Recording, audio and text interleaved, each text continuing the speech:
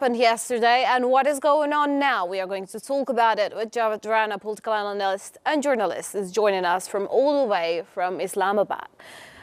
Javed, thank you so much for joining us here on A News once again. Let's start by the latest development. As you know, Yahya Sinwar has actually passed away from the attacks that Israel has done. So what would you say about the killing of the second Hamas leader in 2 months? Well, I think temporarily it may be a setback, but again, we have to understand that Hamas is an ideological organization. It has this big setup and it has a huge public support, particularly after October 7 and particularly after the genocidal war imposed on Gaza. Hamas has raised its status, not only domestically, but also globally. So I think in that context, going by the track record, Israel has been killing top leaders of Hamas. It's not just what happened this year by killing of Ismail Haniyeh or Yahya Sinwar. I think from their charismatic leader Yassin, from there onwards, Israel has been assassinating Hamas leadership. It has been a very set pattern of killing the top leadership of militant and jihadi organizations. We have seen this. It has been happening in Lebanon. Hezbollah's top leader has been killed. Their top commanders have been killed. But we have to see, has it changed the military landscape in the war-hit region? Certainly not, because Israel, from Lebanon, Hezbollah has come with a more forceful attacks against apartheid state Israel, and many dozens of, I would say probably 61 members, citizens, or largely including their military men, were injured in the northern Israel. 4 of soldiers were killed in their rocket and missiles attacks. So in a broader picture, in a similar fashion, I don't think there will be any change on the military battlefield. This is most unlikely to happen. But at the same time, we have to understand who Yahya Sinwar was and what was his role in Hamas. I think he was undoubtedly the man who actually conceived October 7's military operation in Israel, against Israel. That is extremely important. He was the one who stayed in Israel's prison more than a decade. And then he understood Hebrew language. He understood Israel more than anybody else within the ranks and files of Hamas. That was his distinctive part. And then I think he was very clear-headed what needs to be done and what not needs to be done. He did not allow Israel to set up its spying network, its espionage network in Gaza. And that is why we have seen that Israel resorted to large-scale killing of Palestinians in Gaza. We have seen this genocidal war because Israel did not have the specific information about the hideouts of the Hamas militants and other jihadi groups. So in that context, I think I would say that Yahya Sinwar was not an ordinary leader. He's the one who actually has reshaped the entire Middle East. Let's see what was happening before October 7. I think the region was on the verge where Israel was readying itself to have normal ties with all Muslim countries, including Pakistan, including Saudi Arabia, because that is what the Americans were supporting, and that is what many of the Arab Norths had agreed on. So in that context, I think he realized he had a strategy, and as a result of that strategy, that military operation was conducted, which was the toughest ever time any Arab militant group or organization or even any country had given to Israel. After 1948, this was the biggest ever military operation launched by any Arab leader, any Arab organization. If we see what happened in early 70s, in 67, 73, in all those wars, Arab had Arab rulers, Arab countries had comprehensively lost.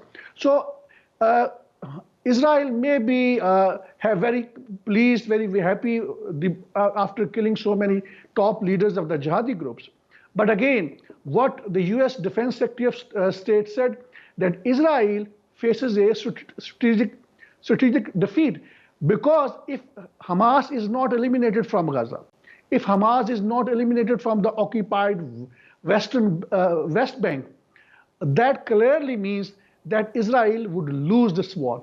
If Hamas does not eliminate Hezbollah, that means Israel would strategically lose this war, and it is a losing that war. It has come at a huge cost. At the cost of 42,000 people have been killed. More than 10, 11,000 are still under the rubble. 1/3 population is still being starved to death in the northern Gaza. And nearly now, almost 100,000 people have been maimed, or they have been disabled, they are injured. But again, look at an extraordinary resilience of the Palestinian. We have seen all those pictures. We have seen the reaction from the Palestinians. They are saying, I mean, Allah has given him a martyrdom. I mean, that is something which is a sign, where people feel very comfortable with. That is a sign of contentment. And I think that is something which is very much prevalent in Gaza. So I don't think by assassinating any top leader of Hamas, Israel can achieve its military objectives. The very myth of Israel militarily invincible, very myth of Israel having an intelligence edge over all other countries, that remains shattered. That has been shattered since October 7 last year onwards, and it will stay shattered. No, it doesn't matter how many pagers, how many walkie-talkies, it has blown up, it remains shattered, because its intelligence network failed in Gaza, because Israel is strategically losing this battle, because globally Israel has lost. It is the only sport of the West, European countries and the Americans, and that Jewish lobby, which is working very hard in Washington, which is sustaining this war. This is not going to long last. This situation is going to end, may not be to the very liking of Israel. Israel may be winning in the short-term military gains, but in the long run, it would lose. Now, people in the world and strategists in the world and the leaders in the world, they have realized one thing: there has to be a two-state solution. No matter how much struggle Netanyahu has undertaken to make it sure that there is no Palestinian state, I think there will be not definitely Palestinian state whenever this war, this genocidal war comes to an end. Well, Javed, when you look at it like this, the thing that you said about Hamas being an ideology that is not going to continue, it's not going to stop continuing without killing people. So, because as you mentioned, they're saying that their leaders has reached the martyrdom. So the kind of state of mind is actually quite important on the continuation of this process that they're inside right now. But let's talk about the basics that the Israeli part, the IDF, has actually shared. And they said, interestingly, in my opinion, and I'm wondering what would you say about this, that they killed Sinwar by accident. They didn't know it was Sinwar. They were just attacking people. And we've seen other children coming out from that house as well. And we've seen how the civilized people are being killed for nothing. But what we're talking about is now the leader of Hamas, because it is what it made to the headlines. But I wonder, do you think that Israel is being real about this situation? Now, Israel's intelligence assessment, or their so-called intelligence, was that Yahya Sinwar was somewhere hiding, somewhere in the tunnels, and there are 60-meter tunnels below the surface, and there are guards protecting him. Now, it all has turned out to be nonsensical. That Yahya Sinwar was a bold man, I think he was in his military uniform. The pictures that we have seen, he was very much on the surface, very much in the building, and very much at the battlefront. So again, the point that I want to make is now Netanyahu is repeatedly saying this is a war between good and evil. Hamas is evil. Palestinians are evil. All jihadi groups are evil. Hezbollah is evil. And he is the only one who is a good. Israel is the only one who is a good. Those who are supporting Palestinians, they are evil. Because Israel does not consider rest of the world as a full human being. They believe that they are subhuman beings. And when it comes to the Palestinians, they are animals in form of human beings. That is what they've been saying it on the record. So I think I would say the only evil empire, the biggest evil empire in the world is an apartheid state of Israel, whose ideology is, going by what Netanyahu said, that they are like an Amlak, which was a tribe some 3,000 years ago, whose children were killed, whose animals were killed, entire tribes were killed. He draw a kind of analogy on Palestinians. So now he has been killing Palestinians through this genocidal war. He has destroyed the 80–90% in residential infrastructure of Gaza. Their sewage infrastructure has already been destroyed. Their hospitals have been destroyed. 90–95% their masajid, mosques have been destroyed. They have not left anything. It is no longer a livable. But again, look at the resilience of the Palestinians. They are very much there in Gaza. They look at the scale of the resilience that they have shown. This is something extraordinary, and Israel cannot defeat a determined Palestinian nation. And no matter how much support behind the scene Israel has been getting from the Arab leaders, from Jordan, from Egypt, from Saudi Arabia, from other Arab countries, except for a few. So I think, again, the bigger picture is that you cannot defeat an ideology which is determined to take back their stolen land. That is a well-established known fact. So I think in years to come, Israel is going to lose militarily, politically, and globally.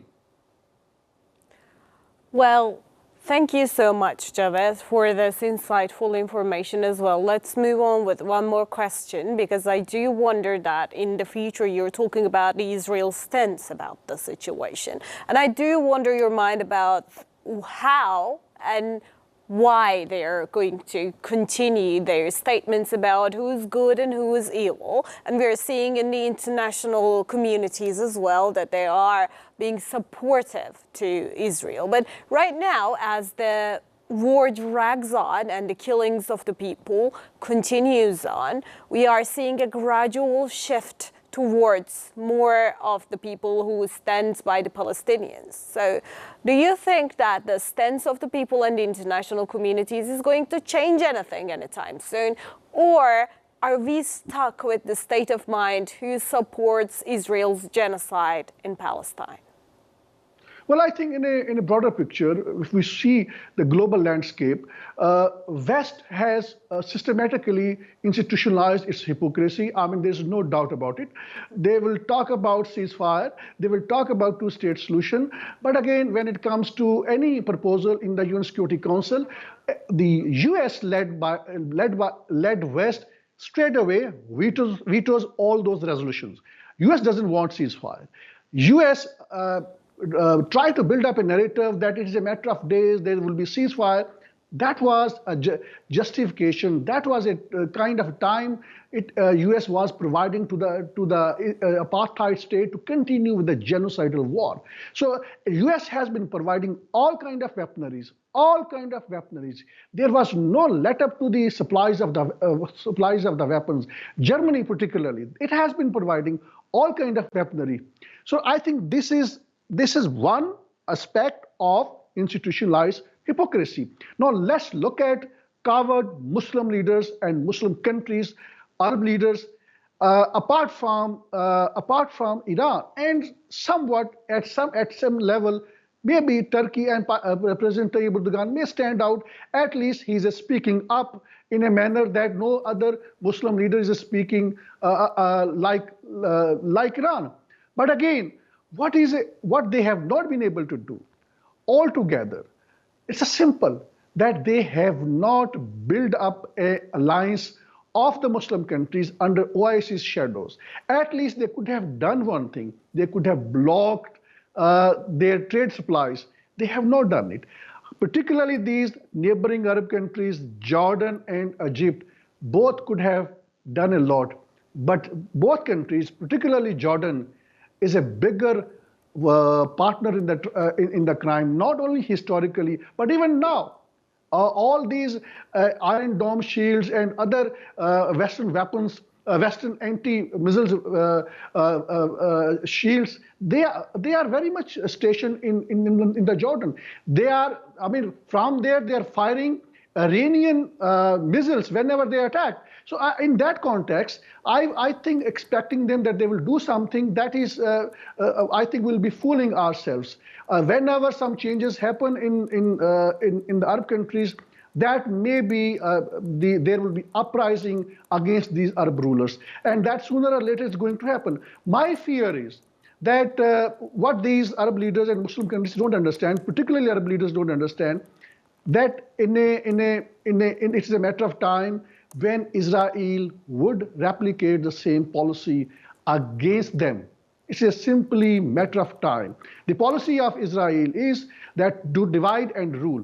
And particularly on Saudi Arabia, their policy is straight away that they want to normalize ties with the Muslim countries, particularly with the Saudi Arabia, and then they think that after some time there would be uprising against the Saudi rulers, and then Saudis will ask Americans to help them militarily, and then that will give Israel an opportunity to land their military troops in Saudi Arabia, to defend the regime over there. So, and that is where they believe that they will occupy the holy places in Saudi Arabia. This is a part and parcel of their hidden strategy. Everybody knows it.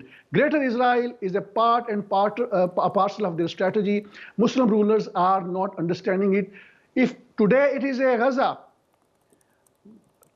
today it is the Lebanon, next is Jordan, next is Egypt, next is Syria, next is Saudi Arabia. They must understand this.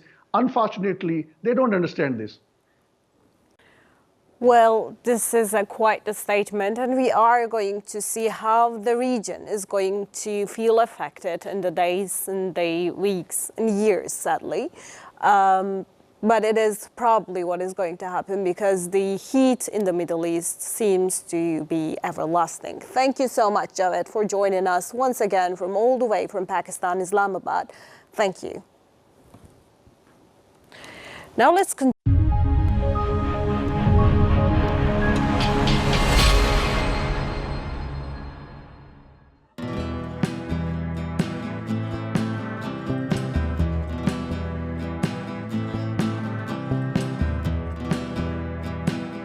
The growing tide of anti-Israel sentiments.